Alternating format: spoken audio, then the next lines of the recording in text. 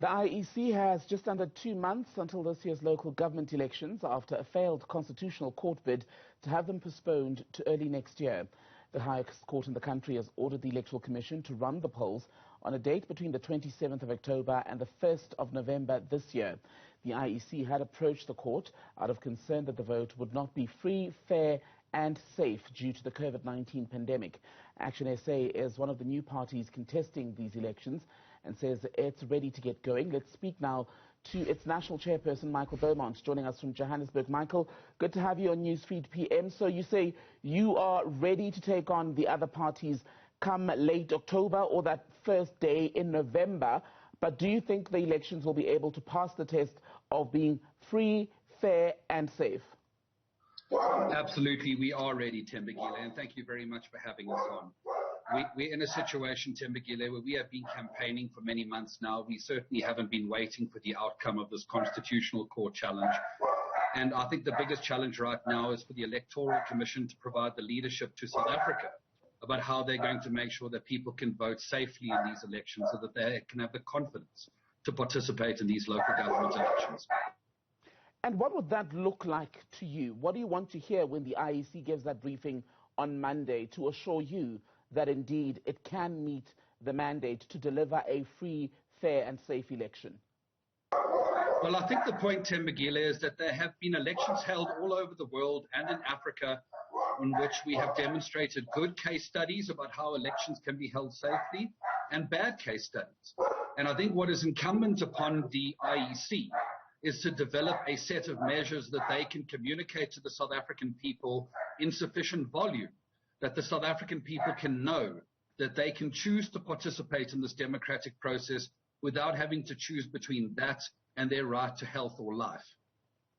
Concerns as well in the last 24 hours about what this would mean as far as voter turnout. I was speaking yesterday to Musi Maimane as well, and the question I put to him was around whether voter turnout will be what ultimately determines whether this was a successful election.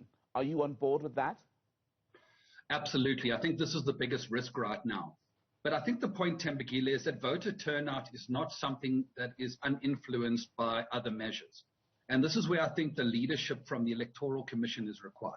Because if over the course of the next 8 weeks, the Electoral Commission does what it should have been doing for many months already, and that is communicating the extraordinary measures it plans to put in place for the South African people, and communicating them with sufficient volume that the South African people can feel confident to vote, I think voter turnout will increase, because South Africans know that there is something very wrong politically with this country, and that they do want to participate in the electoral process.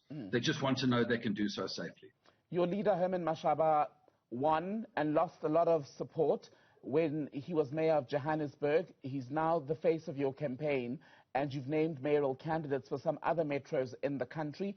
How wide are you casting your nets in this election, and what would you regard as a successful campaign for ActionSA? Certainly. So ActionSA has taken the very deliberate decision to depart from other emergent political parties of the past who have elected to contest all of 278 municipalities countrywide and consequently have ended up with a handful of people in representing them in those councils. I think the point is South Africa doesn't need another opposition party. South Africa needs a political party capable of unseating the ANC. For that reason, ActionSA is contesting municipalities in Gauteng and KZN, where we know we can unseat failing governments, where we can replace them, and where we can deliver effectively, and for that to become our value proposition outwards to the 2024 national and provincial elections. So we are contesting Johannesburg, Tshwane, and Ekurhuleni in the province of Gauteng, and in KwaZulu-Natal we are contesting eThekwini, KwaDukuza, and Newcastle. Do you think you'll take Johannesburg, especially because this is where Herman Mashaba possibly has the largest political support? Absolutely. I think Herman Mashaba's track record as the mayor of Johannesburg in just the 3 years that he was mayor of Johannesburg speaks for itself, Tembegile. And the reactions that we receive from the people of Johannesburg are undoubtedly about the fact that in those 3 years, more happened than had ever happened before. And I think both the voters of Johannesburg and Herman Mashaba both feel that there's unfinished business that needs to be finished. I want to go back to the issue of the elections. When we were observing arguments in the Constitutional Court, one of the questions from the justices was around whether the IEC was basically asking the court to deliver a constitutional amendment to allow for a postponement of the elections on the basis of a pandemic, an unprecedented situation. Parliament now has the power, and always has indeed, to have some sort of vote or process to make such an amendment, should it indeed get cracking to make that happen before we possibly see a repeat of a moment such as this pandemic.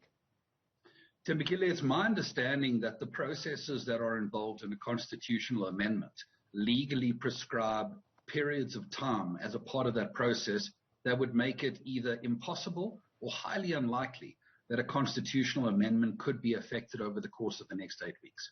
I think aside from the fact that, nothing moves through our parliament with that speed, let alone a constitutional amendment, I think legally a process prescribed in amending the constitution is required to be time consuming precisely because it is such a weighty thing to do. Michael Beaumont from ActionSA, good to speak to you. Thank you.